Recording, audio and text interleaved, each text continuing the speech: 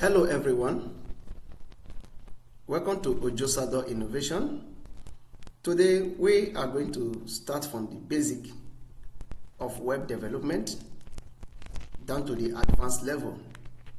In the course of this training, we are going to learn the basis of HTML, how to set up a web structure, a web page, how to configure your project working directory, how to create a project file, working with CSS, JavaScript, other plugins like Bootstrap, Tailwind CSS, and so on and so forth. So we are going to use all these features in the course of our training, step by step. So we are going to start from the basics. So today we are starting from web design training. So what I want us to know here is that in Ojiosador Innovation, we strip the eggshell, take out the yolk, and give it to you as a student. All right? Meaning that we break all the concepts into an unshoreable insight so that you will understand it at ease. Programming should be fun, okay? Not intimidating. It should be approachable, okay? I see it in such a way that technology is something that, as a result of our day-to-day effort, I have been able to put ideas together to make this course an easy one. So I urge you all, as you watch this video, as a student, as a learner, to pay carefully attention, get your pen and paper ready, follow it step by step as we're going to look at it quickly. In our introduction to CSS and HTML, with HTML, you can create your own website. This training teaches you everything about HTML5 and CSS3. Okay, we are going to look at it. HTML and CSS is easy to learn. You will enjoy it. Now, very quickly, what is HTML? HTML is a markup language for describing web content or web document, in bracket, web page. HTML stands for Hypertext Markup Language. Hypertext Markup Language. A markup language is a set of markup tags. HTML documents are described by HTML tags. Each HTML tag describes different document content. All right. Now we are going to look at a layout of an HTML, an example how HTML looks like. Okay, to do this very quickly, like I said, it's going to be a practical base. All right, if you have to read on web development, can give you look at in the comment section. I'm going to drop link on this where you can download PDF books related to what web development. But for the course of this module, we are going to do practically everything that has to do with what web development, starting from the basic down to what the advanced level. Now, very quickly, we are going to create a project working directory file. So I'm going to come here and create a page, call it what? Sorry, create a directory. I'm going to call it, give it a folder name, call it web training. So mind you, as I'm going to teach you from the basic turn to advanced, you can call it any name of your choice. So I've created this project directory, call it a web training. All right, I'm going to come to my Notepad++. For the purpose of this training, I'm using Notepad++ as my code editor. All right, you can choose to use Sublime Text, you can choose to use VS Code, okay, or Visual Code Editor. Okay, so you can use Microsoft Visual, any of these. You can use bracket. Okay, there are a lot of code editor ID you can use in writing code. For purpose of this training, I'm using Notepad++. So I'm going to come to my file here, go to open folder. Okay, from open folder, we are going to come and search for this particular folder that we have created. Go to your desktop. I create it on my desktop. So locate it on your desktop. All right. So my desktop, I will have this, something like this. Okay.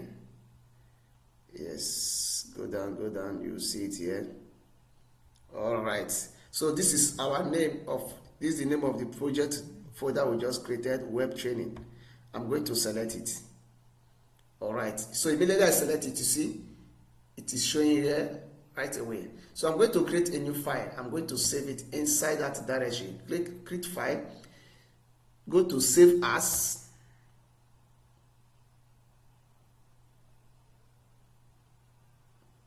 All right.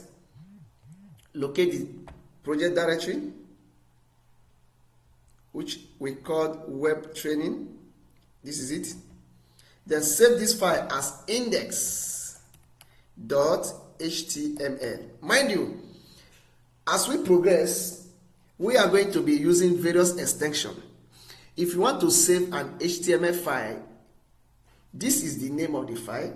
The extension is what? .html. Don't forget that.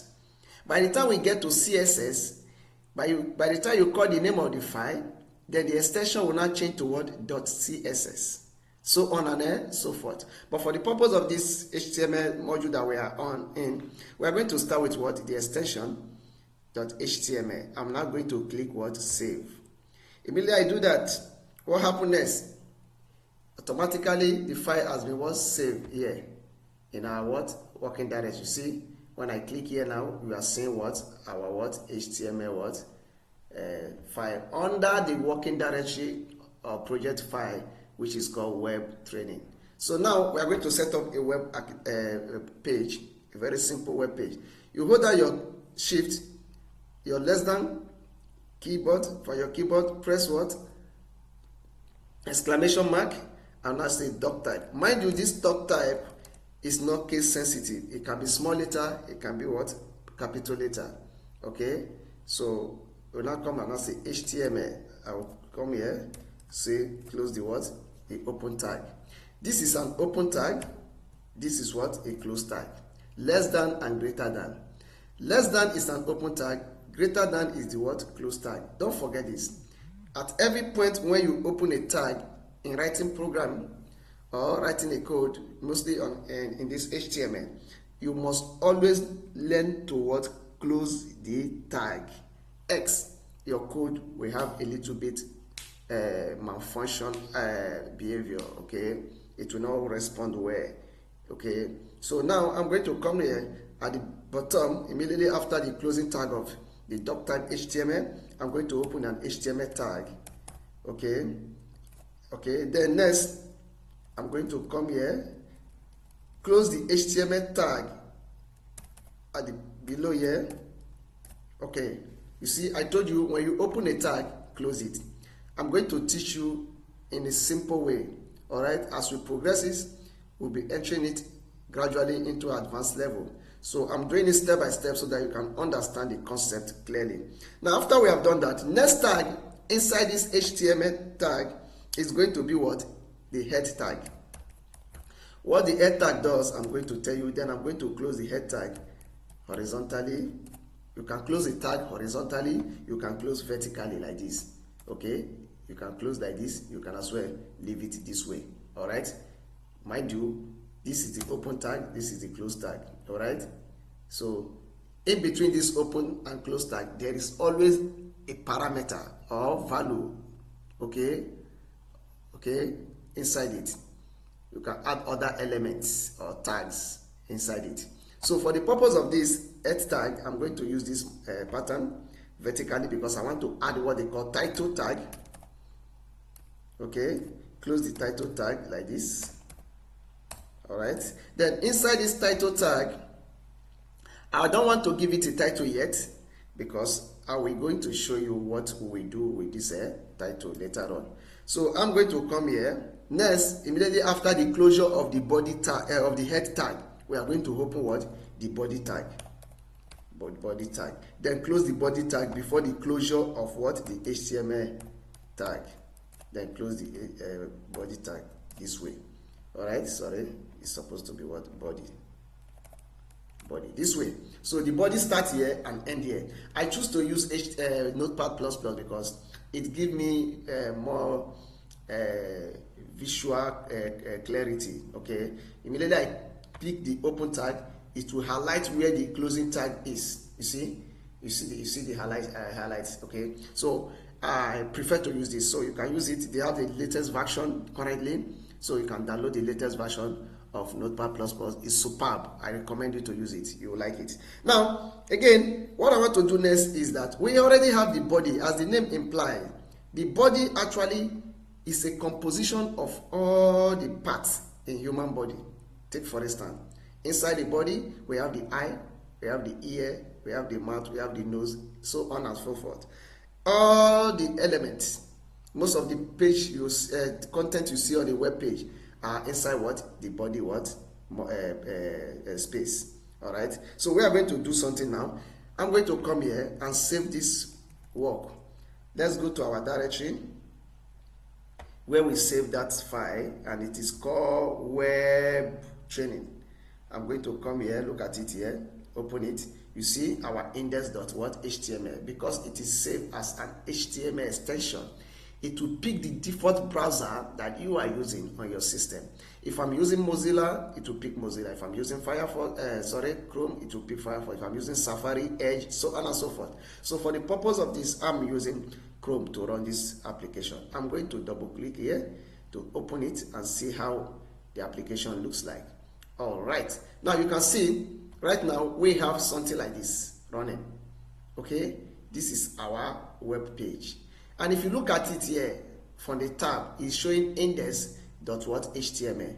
Now we are going to give this our web page a title to change this from index.html to the title of our our application. So I'm going back to my Notepad++. Come here to the title. We are going to call it my website, or my first website, anyone. My first website. Save it. Okay, when I save this file now, go back to the browser, refresh. You can use Ctrl arrow, you can use F5 as the case may be. So I'm going to say Ctrl arrow. You see, immediately I say Ctrl arrow, you see, I'm now having what? My first website. It has changed from the file name and its extension to the title of our web page. You can see we are having what? My first website. All right. Now going back to the Notepad++ again, what we are going to do next, we are going to set up this page correctly as you see it from our slide here, just like you see it on the slide here. We have the title, we have the H1, we have the P tag. All right. So as we progress, we're going to be using many tags, HTML tags. There are thousands of it. Name it, they are much. So we're going to be looking at it step by step and see how we can use it to build a very robust and standard website. Okay. So what we're going to do next is to come here. Immediately after the title, we have what they call what? The link tag. What we use this link tag for? Link relation. I will not say style sheet. I'm going to explain. Style sheet. Okay, now say href equals to css as the folder name / style.css. Now what this line of code mean? We are going to use this by the time we get to CSS. All right. So for now, it is just here for now. Just leave it here. All right. I'm going to save this file. Now leave it there. Come back to the body part. I'm going to open what? A P tag. Close the P tag. P tag actually stands for what? Paragraph tag. I would say welcome, Ojiosador. All right. Then I'm also going to open what? H1 tag. H1 tag stands for what? Header tag or heading tag. H1. Close the H1 tag like this. I'll now say thanks for being there. All right. Thanks for being there. All right. I'm going to leave it like this. Now I'm going to save the file. Go back to our page. Refresh. You see? Are you seeing it now? Welcome, Ojiosador. Thanks for being there. Now, this is paragraph tag, which is P1 or P tag, sorry. Then this is what? Header tag, which is what? H1. Now, mind you, in HTML, we have various tags, like I rightly said earlier on. We have various tags. So, I'm going to show you these few tags I'm going to mention. We have P tag, we have H tag, we have B tag, we have many tags, okay? So, I'm going to show you various font size when it comes to what? H tag. We have H1. I'm going to come here and turn this word to what? H2. Close this H2. We have H3. Close this H3. We have H4. Close this H4. We have H5. I'm going to close this H5 as well. We have H6. H6. Lastly, I'm going to close this word H6. Now, H tag stands from 1 to H6. Okay?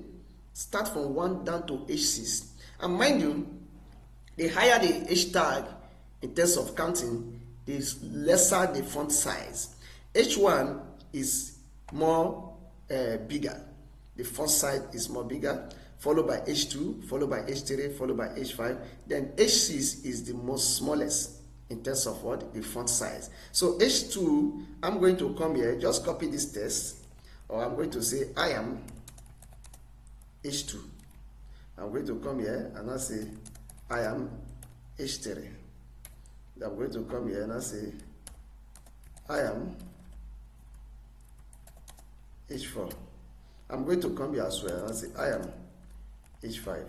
Then lastly, I'll say I am H6. Save this file, go to the browser, refresh your page. You will see. Are you seeing it? This is H1. Let me go and turn it to what? I am H1. Turn this message to what? I am H1. So that you can get it clearly and see how it works. Now look at it. You see H1, more bigger, followed by H2, followed by H3, followed by H4, followed by what? H5, down to what? H6. So as we progress, we're going to be seeing how and where to use all this tag, okay, in terms of what? Building a website. All right. So you see, P tag, as the name implies, is a paragraph or tag. Okay. You can use it anytime when you want to write a lengthy write-up. You can wrap your comment on a P tag. You can also wrap your comment on other tag like span tag, small, H1 as well, H2. You can wrap your comment. But in the course of this training, we are going to follow the best practices. All right. You don't just use H1 anywhere you like, H2 anywhere you like, P tag anywhere you like. No. X, your website or your application will be so awkward. It will not be user friendly. The design will be so bad. So we want to design a very fine and fantastic website that users can use clearly and understand it clearly. Now, continuation for our slide. I'm going to come here. Next, we are going to talk about examples, how we can explain this. Now, we have the doc type. The doc type declaration defines the document type to be HTML, like we see when we're doing it, the doc type. Then the text between the HTML and the closure of the HTML describe the HTML document. Okay? Now, next, the text between the head and the closure of the head provide information about the word document. Remember, when we open the head tag, we gave it a title. And when we run the page, we're able to see that our web page has been renamed to what? My first website. Then inside it, we have what? The text between the tag known as what? Title, which provide the title for the what? For the document. Alright? Then the text between the body and the closure of the body describe the visible page of the web content. Alright? That's where all the things you're going to showcase on your web page are written in the body tag. Then the text between the H1 and closure of H1 describe the heading.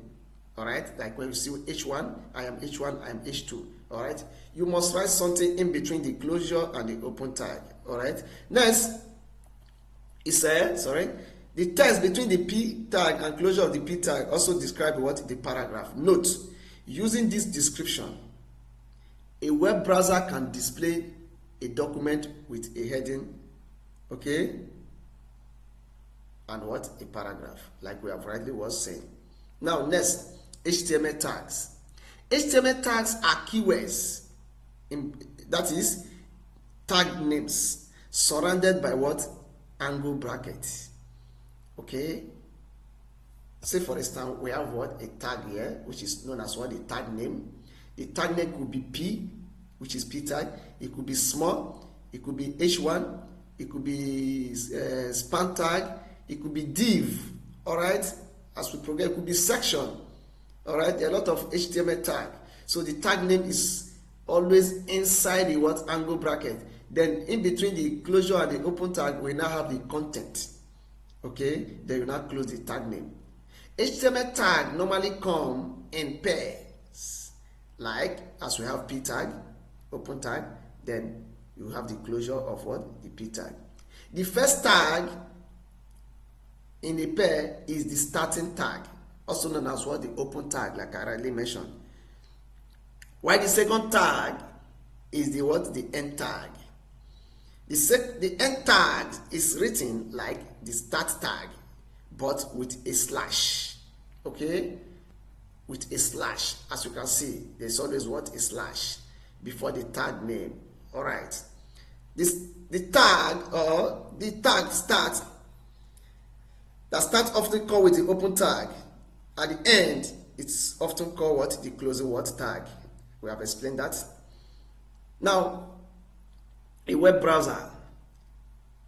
The purpose of a web browser, take for instance, we are using Chrome, Edge, Firefox, Safari, etc., is to read the HTML document and display them. You see, after we have saved our first code we wrote, we're able to run it using the Chrome. Note, the browser does not display the HTML tag on the browser. No. When we run the application just now, you see that we are only saying I am H1, I am H2, I am H3, I am H6.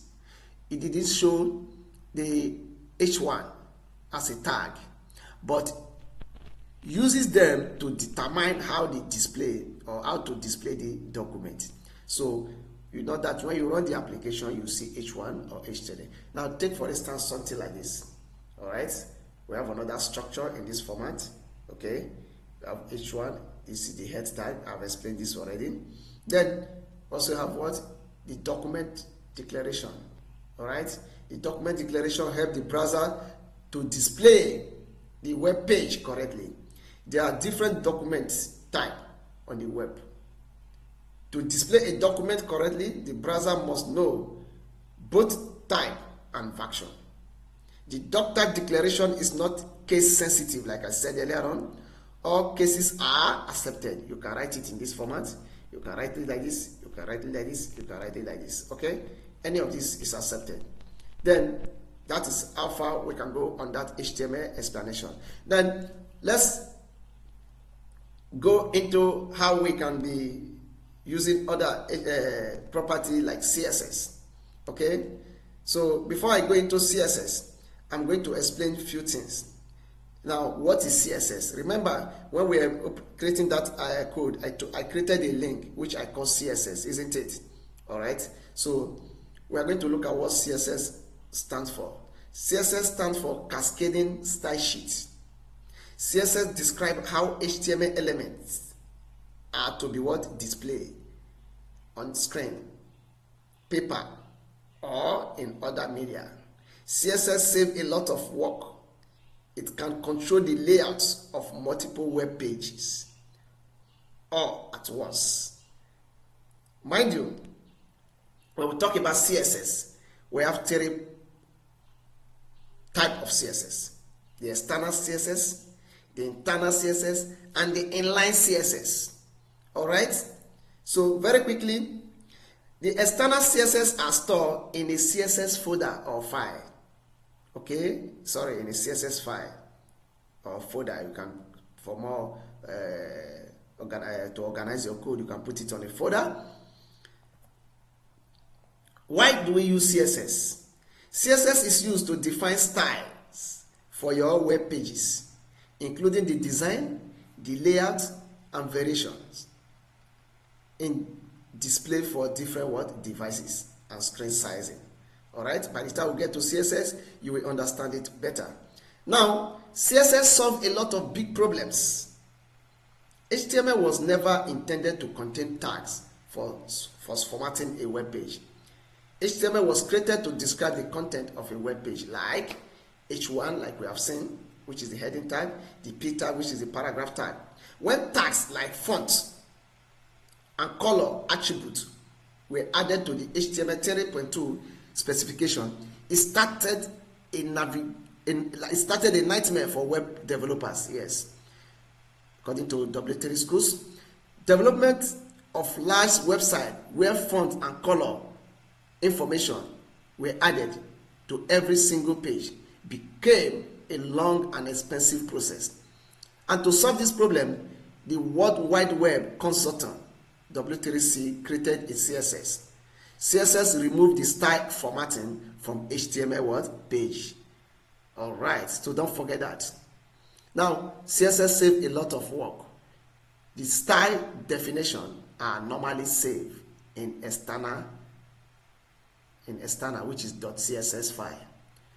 With an external style sheet file, you can change the look of an entire web page by changing just one line of file. Now let's see it, how we can do that. Again, CSS syntax and selector. Okay, remember we have what? H1. CSS syntax. A CSS rule set consists of a selector and a declaration block. The H1 is known as what? The selector. The color here, we give it blue, font, size 12 pixels. These are what? The declaration. Now, under these declarations, we have the color as the property, then blue given to the color is the value. Font size as the property, 12 pixels given to the font size as the value. The selector points to HTML element you want to save. The declaration block contains one or more declarations separated by semicolons. Don't forget. Each declaration includes a CSS property, name and value, separated by a semicolon or a colon, sorry. A CSS declaration always ends with a semicolon, and declaration blocks are surrounded by a curly brace. You can see a curly brace here. In the following example, all P tag elements will be centered aligned with a red text color. Now let's do that. How can this be done? I'm going to come back to our Notepad++, to our code. This is our P tag and this is our page on the browser. Are you seeing it? Okay, so to create a HTML, what we are going to do now, we are going to come to our Notepad++. Come here, so to create a CSS file, sorry, double click here, it will open a new tab for you. I love this notepad. You come to file, you go to save as. This will take us to working directory. Mind you, we are still on the directory web training. I'm going to come here, create a folder to make our code organized. Come here, create a folder, call this folder name CSS. Okay, call it a CSS. Save it. Now inside this folder, we are going to save our file, CSS file inside this folder. Open this folder, go in there, we now say style.css. Mind you, when we started, the first file we saved was what? .html, index.html. Don't mind the name, you can call it joshua.html, any name .html, but the extension must be what? HTML. Then when we get to CSS that we are now, the name has turned to, the extension has turned to what? .css, style.css. It could be joshua.css, any name at all, but the extension must be what? .css. So we are going to save this file. I will click here, it says save. Alright, now under this folder, we now have a file called what? CSS. I'm going to open this file, like we are seeing. Now, come to the index.html. You now use the link code that we have done earlier on. which is known as what? Link. Relationship is what? Style sheet. What is the link? What is the relationship between this file we have created here, okay, with this index.html? Without this link, these two files cannot interact with each other. HTML and CSS file cannot interact with each other. So let's do a practical approach. I'm going to comment this code. Comment means the code is there, but it does not have any effect to the web browser. And this is how to comment. Okay, open a tag, exclamation mark, double dash, then the same manner you close it here without exclamation mark. Save. Now that I have saved it, come to my CSS. I'm going to write style our p tag. Close the p tag here. Remember in our documentary, we say we are going to style this p tag element and center the p tag with a color red. All right. So to do that, come back here. When I say p tag, we're not calling it by name. Okay. As we proceed, you see that we have different methods of selector for to style an HTML, different style. Okay, we can style it by name, we can style it by ID, we can style it by what? By class. These are the various selector formats. So I'm going to come here, p tag, give it a color as to red, put semicolon. Then when I say test align, we can now say what? Center, put semicolon. Save this code. When we refresh our web page, what happened? Nothing will happen, because we have commented that link that is having a relationship with this file. So this file will not work until we come here and uncomment it. Now let me explain this proper now. Now we have a link. It's an HTML tag. Link is an HTML tag. When I say relation, rel, REL, is equals to style sheet, because CSS stands for what? Cascaded style sheet. That's a href. Okay, hypertext relation or reference is referencing the folder name called CSS, which we have created here. This is the folder. So this href is referencing the folder CSS, and inside this folder CSS we have a file called what? Style.css. So that is why we are now saying /style.css. If I save this file now and refresh our page, what happened to welcome to Ojiosador? You see, welcome to Ojiosador has come to what? Center of the page, and with a color red. You see, this is what? External what? CSS. Okay, this is what? External CSS. Okay, now next I'm going to show you another way of styling, which is CSS. We have been able to use external CSS. Next is what? Internal CSS. Okay, now I'm going to comment this as it were before, comment it back as it is now. If I refresh my page, it will go back to the original pattern I have commented. So that link is no longer working on this p tag. Now what I'm going to do now, we are going to use what? Internal CSS. Internal CSS, as the name implies, internal is within the page you are working on. Okay, external is creating an external file with this link to link it with a relationship that they have with each other.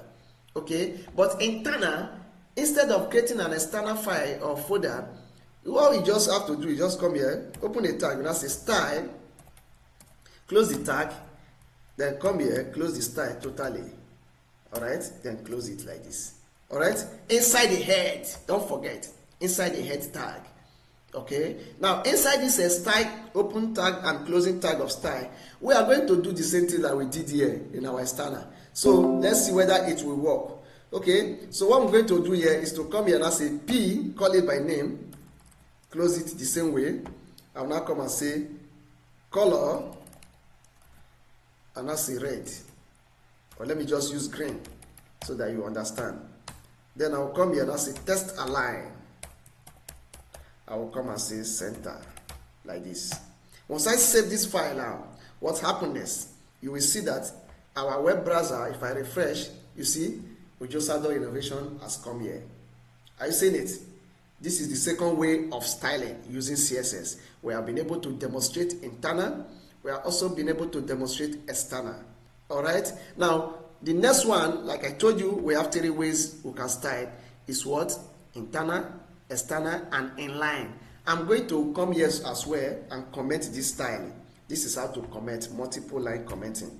If I comment this, you see that that code will have no effect again. It has come to what? Original page structure.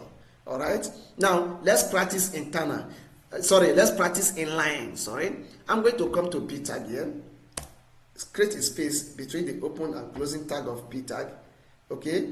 Then I'm going to come here. Instead of me to use external or like I did here, all I have to do is to write my code inside this word p tag, and I say style equals to double quotation or single quotation, any of this work.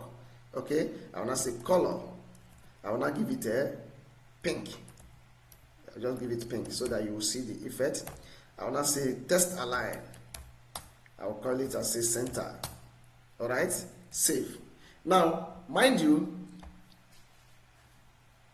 when we run our page, what happened? You see, Ojiosador Innovation as well has been navigated to the page and aligned to the page center because we gave it what? Text align center, color pink. Now, have you seen the 3 methods in which we can use to style our HTML tags? Remember, in the course of our documentation, they use this word inline CSS. Okay, more or less like inline, looking at the structure. Okay, but whichever way, we have been able to demonstrate external CSS, internal CSS, and inline CSS. Now, what is the advantage and disadvantage to these 3 patterns? Okay, what is the advantage and disadvantages to this 3 pattern? How can we use this 3 pattern in terms of development? All right. Now, when you come to external, we use external when we have multiple HTML or files to style. Okay, when we have multiple file styling or elements to style. Reason because if you have, let's say we have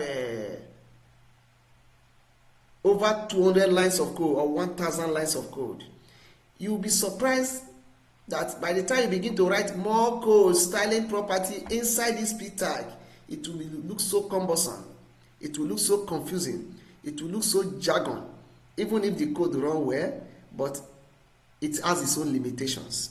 Okay, it has its own limitation, as well as what? Internal. By the time the CSS property begin to increase or the code begin to increase, you will find out that they will have many code. It will be so lengthy. Okay, it will rubbish the whole page and make the page look so what? Confusing for any other developer to debug or fix any bug. Okay, so it is expected, okay, to use external when you are dealing with what? A big project. Okay, external is what? More accepted. Yes, more accepted. Okay, it is more professional to use external while handling what? A big project. It helps you to organize your style. Okay, it helps you to organize your style. Okay, and with that making your page so rough, it make your code organized and clean. Are you seeing it now? So now I'm going to comment this external. I'm going to comment internal. Watch what I'm going to do. Now the whole code are been uncommented. It therefore means that they have relationship with this index.html. Now that I have uncommented this style.css, I have also uncommented this internal CSS, and this inline is also active. Which of them will the browser obey? That is the question. Which of them will the browser obey? Now, if I save this file and run the page, what's happened? It will obey the inline CSS. Why? The question is why? Reason because if we are seated on a round table, okay, 5 of us or 3 of us are seated on a round table, and on that round table they serve a coffee.